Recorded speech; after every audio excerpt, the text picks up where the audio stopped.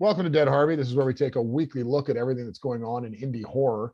We're going to take a look at the news and different movies and talk about different things out there that we think people in the indie horror film world need to see, because we are all about indie horror and making sure that we promote the movies that are out there and find new audiences for those films.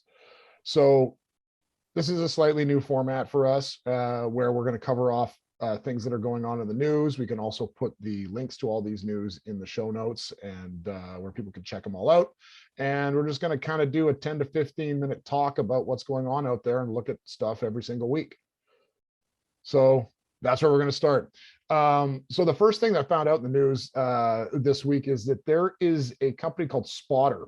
They've recently raised $200 million to buy YouTubers' catalogs. So what they're going to be doing is fronting cash in exchange for future ad revenue from existing uploads. So essentially, this is almost like what's happening in the music industry and what happened in old school stuff where you would actually own a creator. But what I think this says is that people are looking to creators on YouTube and on all these platforms, that it's a good platform to be. Is this like a sort of a thing where they're like, if you get money from YouTube, then it's just like a one-time buyout for your content on there, if you're Well, a essentially, YouTube channel? Or my understanding is what they're doing is if they like you as a content creator, they are pre-buying your future inventory. So they're basically saying, I'm going to give you a bunch of money to go out and make more content, but we get a cut of that ad revenue. So essentially, it's like pre-buying, like how it used to happen, like in the old school days. That doesn't really happen anymore. When you had an idea, you had an actor, you had a bunch of stuff, and you would go pre-sell it. Territories would buy it, and then you would take the money from the pre-sale and go finance your movie. They're basically saying, hey, you're a good content creator. We're going to pay you to make content, but we get a portion of your future ad revenue. so they buy your like upcoming content, but then they also buy the rights to your stuff Your that you had on there existing, before too. it's Yeah. like buying your catalog. So I think what this does is basically proves out that YouTube and other platforms like that are good places for filmmakers to be, because if you can create an audience, and then there's going to be more of these guys, because this is where ideas are going to be bred. I thought it was all it's a pretty neat thing, because I mean, this is where the future is going, right? It's going to be less about you producing stuff yourself, but you're going to get it out on these platforms, and if you can get an audience, people are going to pay for it. So I thought that was pretty exciting for indie content creators. Next piece of news I saw was on Deadline, and Screambox, the that platform, which is kind of like Shutter but is only in the States. They are owned by Cinedigm Corp, which also owns Bloody Disgusting TV and a couple other niche channels. They have landed a Japanese web-based comic called Suicide Forest Village, and it comes from the Grudge director. So it's a they get the North American streaming rights. First off, I actually had no idea that Screambox existed. Oh, I did a trial off of there, like I think at least once or twice I did a trial off of there for like, there was like one or two movies I liked on it. They didn't have a very, very big catalog when I looked at it before. There was somebody in one of the Facebook groups mentioning that they were going to get it for Freddy's Nightmares, because apparently they put I think that is on there. Yeah. I took a look, it's on there. It just happens to not be available in Canada, and Oh, damn. that's where I'm based. And yeah, I was like, Screambox. But what's kind of neat about it, this has one of the actors from Squid Game is on it. And they're talking about that it's another Korean horror film or horror franchise based from a web comic, and they're just like, this is turning into a thing. So I mean, there's a lot of stories out of this. It's like, first off, the graphic novel thing and people acquiring those and developing them into content is one thing, but like Korea is now pumping out a bunch of really cool content. But it's just kind of cool. I think these streaming platforms are good, and now I know about Screambox, and it does do a bunch. They do a bunch of old school stuff, like Freddy's Nightmares is on there. And yeah, I would get it just for Freddy's Nightmares, just to burn. You can burn through that in like a month. There's quite, I can't remember how many episodes they did, but I loved that show when I was a kid and that came on. Yeah, it was awesome. And the last piece of news that I thought was interesting, just because it shows, again, where the market is going, is that there a report came out that basically said by 2027, Netflix, Disney, HBO Max will control half of all global streaming subscriptions. Yeah, greedy bastards.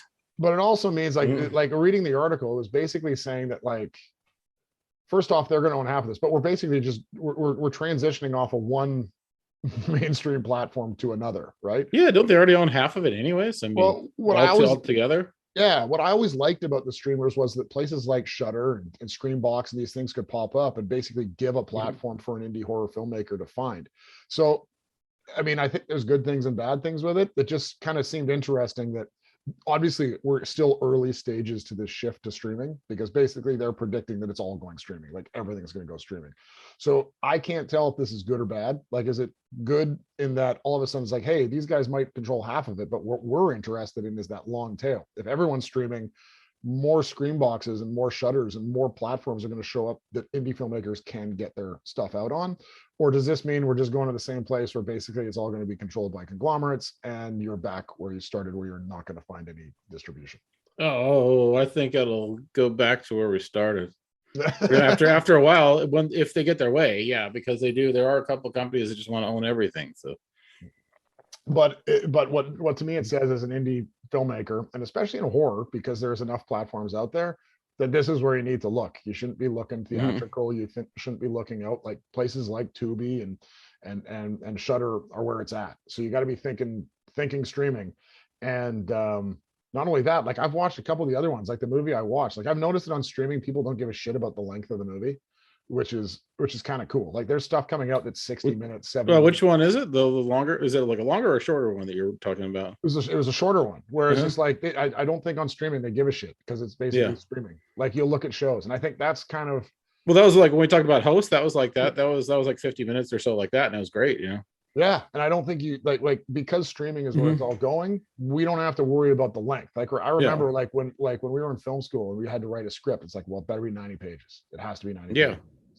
Oh, how long is your film? What, it has to be 85 minutes or whatever it was. I think that to me is where this is going out the window. So if you've got an idea that can only be done in 45 minutes, Yeah. perfect. Do it. Yeah. There's gonna be a place for it. Because I think that was 10 years ago, there was no place for a 45-minute movie. And the same thing goes for longer movies too, because like I watched the extended versions of Lord of the Rings, all because they recently released those on HBO Max, and there was like, I mean, they're close to each of them is close to 4 hours with the extended version, but it's great. And as long as I don't have to like, because these are like what I think is great for streaming, because you got like a long movie, like almost a 4 hour movie. It's great to watch at home, like when they did the Snyder cut Yeah. of the Justice League. Perfect to watch at home. It could be almost 4 hours, but you can just watch it in installments.